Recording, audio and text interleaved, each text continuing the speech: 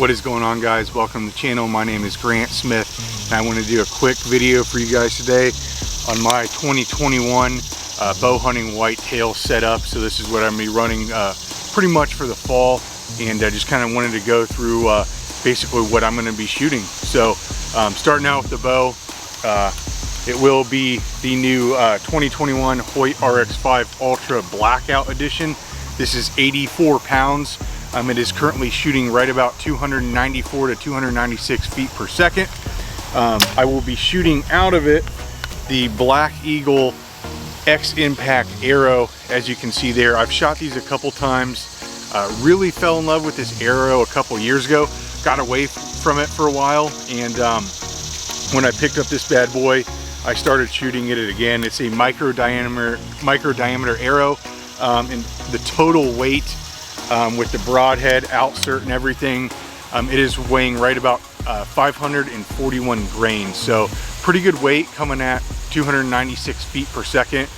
That should pack a pretty good punch, and I love these micro diameter arrows. I love how the way they fly, especially on a windy day.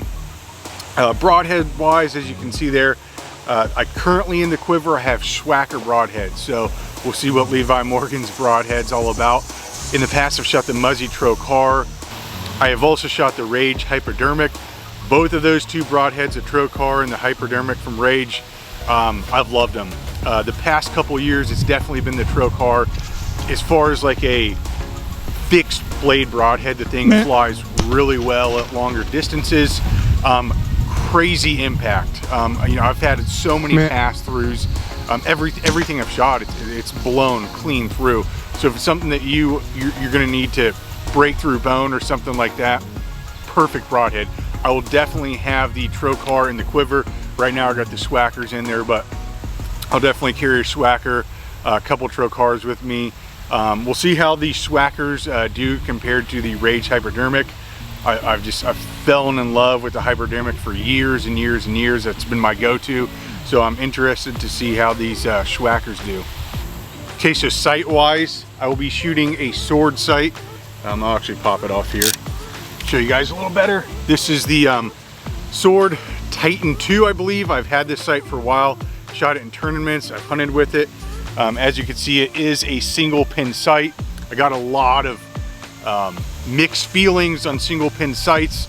I like them sometimes I don't. So this is something that can probably change. It probably will change throughout. This is probably the only thing that will change, actually. The bow's not going to change, but the sight will probably change. I love single pin sights, obviously, for tournaments and things like that.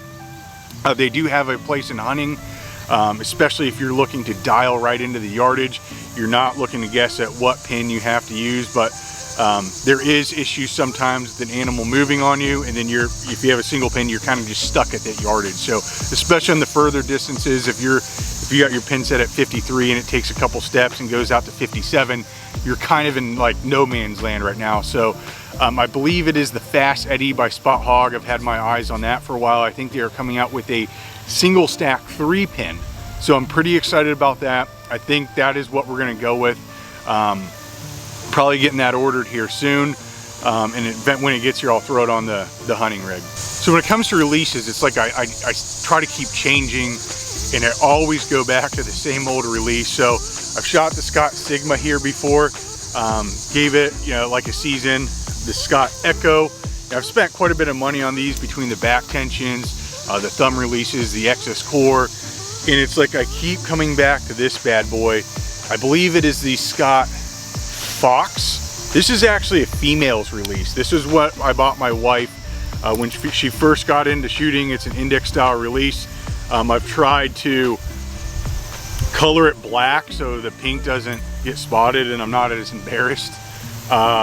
It's taped together, but the trigger on this thing, it's like a hairpin. I love it. I shoot the release extremely well, and it's always consistent for me. So I'm gonna be rocking my wife's old release here for all of hunting season. I've already killed a lot of deer with this thing, so it's been effective for me for a long time.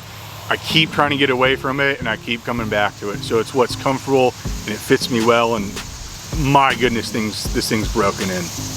So if you watch this channel, you know I've been pretty excited about this new bow here. I'm not sponsored by Hoyt or anything like that. They've given me nothing. I paid for this bow, what everybody else would pay. I've also hunted with Matthews in PSC and Limb Saver. Really fond of Matthews. Had no problems with my old PSE. Fired that bad boy for years. This is the most excited I have been about a bow in a long time. I love this RX5 Ultra. It's 34 inches axle to axle. I've already done a video on it, kind of my first thoughts, but as a quick update, this thing is shot so well. My groups, especially at longer distances, have gotten a lot better. It fits great. I do like longer axle to axle bows. I know a lot of people prefer shorter ones for hunting, but I like the longer to axle. Shooting 84 pounds has not been a problem. I did crash a pit bike, being an idiot, hurt my shoulder, so it took like a couple weeks for me to be able to draw that weight comfortably, but I've been back at it. Very fond of this bow so far. Nothing against any of the other ones out there. I know there's a lot of Matthew guys. My old Matthews bow, I shot that thing religiously for years. So whatever you guys have out there, I guess the biggest thing is just practice with it, make sure you're proficient with it. Good luck this season, and hit that like and subscribe button for me.